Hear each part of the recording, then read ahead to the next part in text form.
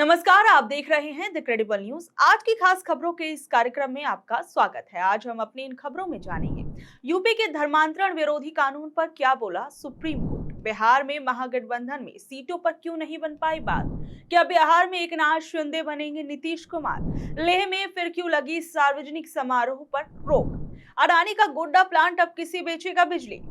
मुख्य खबरों में जाने से पहले एक नजर कुछ बड़ी हेडलाइंस पर। भारतीय विदेश मंत्रालय के बयान के बाद अमेरिका के राष्ट्रपति ट्रंप बोले, भारत रूस से 38% तेल खरीदता था, अब वो नहीं खरीदेगा। मधुबनी से बीजेपी सांसद अशोक यादव की वीडियो हुई वायरल। मुसलमान भाइयों, अगर आपको मोदी से नफरत है तो कह दो तौबा तौबा। दिवाली से पहले ही जहरीली हुई दिल्ली की हवा, कई जगह AQI का लेवल 350 के पार पहुंचा। एनएसओ की रिपोर्ट के अनुसार सितंबर में बेरोजगारी दर बढ़ी, युवाओं में बेरोजगारी 15% तक पहुंची। बिहार में मुख्यमंत्री को लेकर बोले चिराग पासवान, चुनाव जीतने के बाद विधायक तय करेंगे कौन बनेगा मुख्यमंत्री। अब वक्त कुछ बड़ी खबरों को परखने का। यूपी के धर्मांतरण विरोधी कानून पर क्या बोला सुप्रीम कोर्ट। यूपी सरकार को सुप्रीम कोर्ट से झटका लगा है। धर्मांतरण कानून की कई FIR रद्द हो गई हैं। कोर्ट ने कहा कि ये लोगों को परेशान करने का हथियार ना बने। दरअसल सुप्रीम कोर्ट ने उत्तर प्रदेश के अवैध धर्मांतरण कानून 2021 के तहत दर्ज की गई कई FIRs को रद्द कर दिया। कोर्ट ने कहा कि इस कानून के कई नियम लोगों की निजता, स्वतंत्रता और संवैधानिक अधिकारों के हिसाब से सही नहीं है। कोर्ट ने कहा कि धर्मांतरण से पहले और बाद में अनिवार्य घोषणाएं करने की प्रक्रिया बहुत मुश्किल है और ये राज्य की जरूरत से ज्यादा दखलंदाजी है। कोर्ट के अनुसार किसी को अपना धर्म बदलने से पहले सरकार के सामने घोषणा करना और उसकी जांच कराना निजता के अधिकार के खिलाफ है। आस्था या विश्वास चुनना हर व्यक्ति का निजी मामला है। कोर्ट ने चेतावनी दी कि अगर किसी तीसरे व्यक्ति को शिकायत करने का अधिकार दिया गया तो ये कानून लोगों को परेशान करने का हथियार बन सकता है और बेवजह के मुकदमे बढ़ेंगे। और कोर्ट ने कहा कि रद्द की गई FIR शक पैदा करने वाले इरादों से प्रेरित लगती है और उसमें सच्चाई की कमी है। ये खास मामला प्रयागराज की एक यूनिवर्सिटी के अधिकारियों से जुड़ा था। कोर्ट ने कहा कि जब FIR दर्ज हुई थी तब शिकायत करने वाला व्यक्ति कानून के हिसाब से अधिकृत पक्ष नहीं था। उस समय केवल पीड़ित या उसके परिवार को ही शिकायत का हक था। बाद में यूपी सरकार ने भले ही नियम बदला हो पर वो पुराने मामलों पर लागू नहीं होता। अब समझिए आखिर में ये योगी सरकार के लिए झटका क्यों है। दरअसल सुप्रीम कोर्ट ने कानून के अहम हिस्सों पर गंभीर सवाल उठाए। 5 FIR जिसमें यूनिवर्सिटी अधिकारियों पर मुकदमे थे रद्द होने से सरकार की कानूनी कार्रवाई को झटका लगा है। ये फैसला बीजेपी शासित अन्य राज्यों के धर्मांतरण कानूनों की संवैधानिक वैधता की जांच के दौरान आया। राजस्थान का नया धर्मांतरण कानून, जिसमें राजस्थान सरकार ने भी एक नया अवैध धर्मांतरण निषेध अधिनियम 2025 लागू किया है। इस कानून में 7 साल से लेकर आजीवन कारावास तक की कठोर सजा का प्रावधान है। इसमें एक प्रावधान ये भी है कि दोषी पाए गए आरोपी का घर बुलडोजर से गिराया जा सकता है। जबरन लालच या शादी के नाम पर धर्म परिवर्तन कराने पर सख्त सजा होगी। स्वेच्छा से धर्म बदलने वाले को भी 60 दिन पहले कलेक्टर को सूचना देनी होगी, जिसे सार्वजनिक किया जाएगा। यह अपराध गैर जमानती है। सुप्रीम कोर्ट का यूपी कानून पर आया फैसला कहीं ना कहीं राजस्थान सरकार के नए नियम पर भी सवाल खड़े करता है।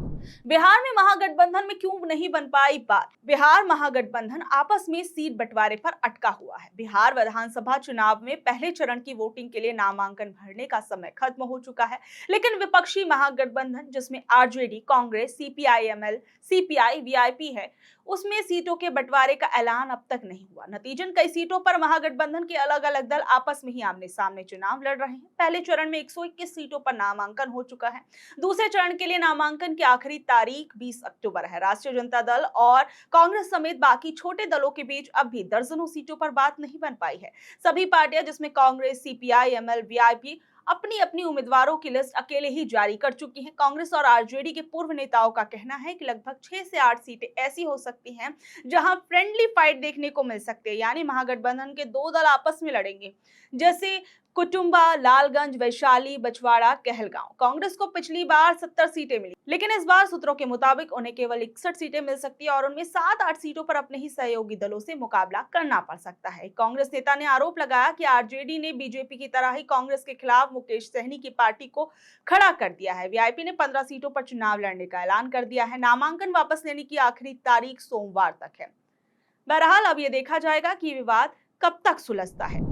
क्या बिहार में नीतीश कुमार को एकनाथ शिंदे बनाने की तैयारी? एक तरफ चिराग पासवान कह रहे हैं कि एनडीए गठबंधन के अंदर कोई झगड़ा या विवाद नहीं है। उन्होंने कहा कि गृह मंत्री अमित शाह ने जो बात कही वो कोई नई या विवादित बात नहीं थी। शाह ने तो बस ये बताया था कि चुनाव जीतने के बाद मुख्यमंत्री कैसे चुना जाता है, जो कि एक सामान्य प्रक्रिया है।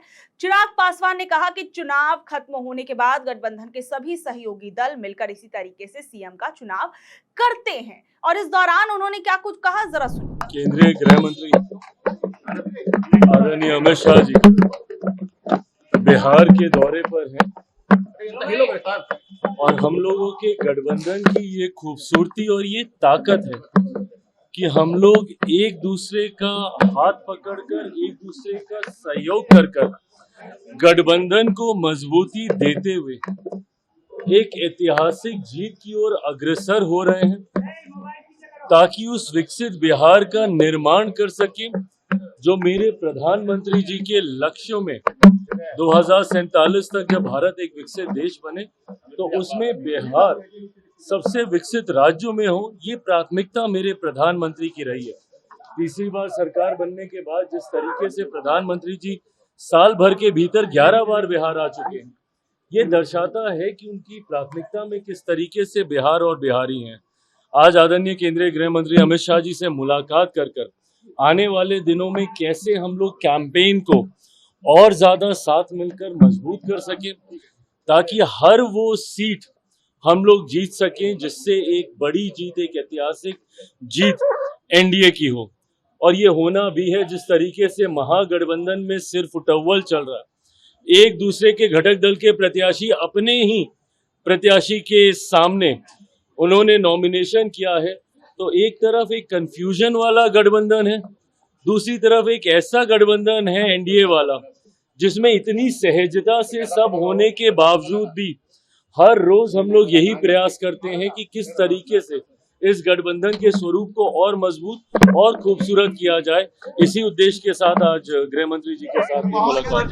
अब इस बात पर सबसे बड़ा सवाल ये उठता है कि जहां एक तरफ जेडीयू ये कह रही थी कि मुख्यमंत्री आने वाले समय में फिर एक बार नीतीश कुमार बनेंगे, तो ऐसे में क्या एनडीए के सभी दल आगे आने वाले समय में अगर एनडीए चुनाव जीतता है तो नीतीश कुमार को क्या मुख्यमंत्री नहीं बनाएंगे, या फिर महाराष्ट्र की तरह ही एकनाथ शिंदे को जिस तरीके से किनारे करके फडणवीस को मुख्यमंत्री बनाया गया, क्या ठीक वैसे ही बिहार के अंदर भी देखने को मिल सकता है? और इस मामले को लेकर कांग्रेस के नेता पवन खेड़ा वो क्या कुछ कह रहे हैं, जरा सुनिए। तो कराएं एक फेज में, और जिन राज्यों में 5-5 फेज में होता है, मतलब क्या वहां जंगल राज है? बताएं।